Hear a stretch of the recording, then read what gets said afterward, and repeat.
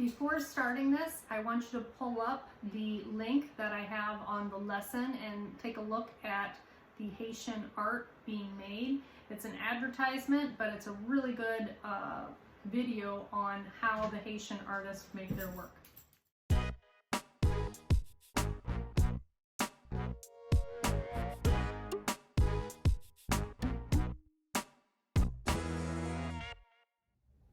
Hello, our friends. Today we are making a Haitian-inspired creature on tin.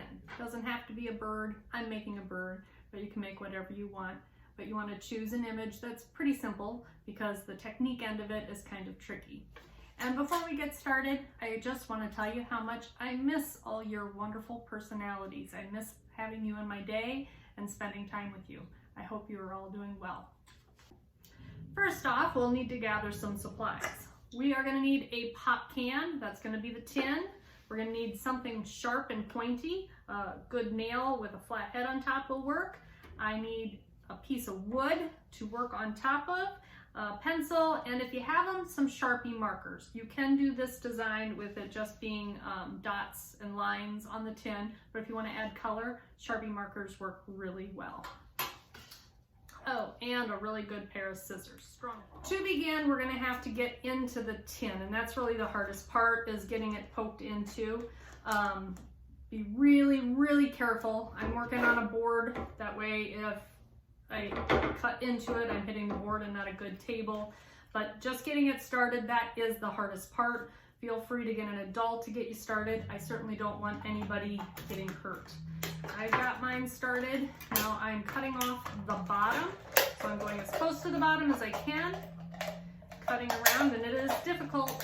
I'm not gonna lie, it's hard to cut because it's round. It wants to tear on me a little bit. Tin is great for this project because we can cut it. Other metals would be too hard to work with. And it's also great because it's a recycling project. I rinsed it out right before getting started, so I have a paper towel here too to kind of clean it up. Now I'm going to go straight up and back around the top side right before the bend in the can. I'm not going to be able to work with a part that's bent like that, so I'm not including that. Be real careful not to cut yourself. Even the edges can be real easy to cut your finger, so again, I can't stress this enough, but be careful. And I'm going to dry this off.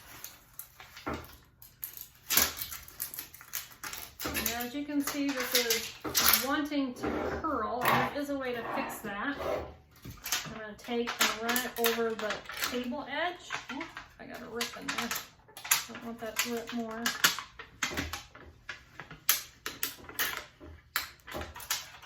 And see, it starts to flatten out a little bit. I can still get my edges a little bit more maybe. That's pretty good. Now I'm going to clean up my edge so that I just have a good blank area. I'm going to hang on to that part. All right, I am ready to draw out my image. I went out online and found a really simple bird image. Feel free to pull up something else. I mean, maybe it's a butterfly or, I don't know, just stick with something fairly simple. When I did my search, I did bird graphic, so then it's an artist version that's already a little simpler to work with, which is helpful. So I am going to draw out my bird. And it might kind of make a groove in there. The lead does sit on top of the tin a little bit if you go hard enough with it. Now you can use Sharpie marker to add color. You can see on mine I've done some neat little designs using Sharpie marker, but you can do this just with using a sharp tool. You can do some really interesting designs. And that's what I did in the plain area. I have little dots worked into there. So you just use your pointy tool, and you can also make lines. You can work lines and create some incised line work. So that's what I'll do in the belly portion of my bird. And I'm not going to cut out my bird shape until the very end, because if you're doing any type of work like this, it's going to be a lot easier if you don't cut it out. Leave that to the end. And you need the wood underneath because that absorbs it and allows you to make an indentation. If you're working on a totally hard surface, it's not going to take as well. So there I have the belly of the bird worked out, just with some lines. And I'm going to do the tail of the bird using dots. So I just press gently into it and create a line or a dot pattern. I'm starting with my outline, but I'm going to go back in and fill in too.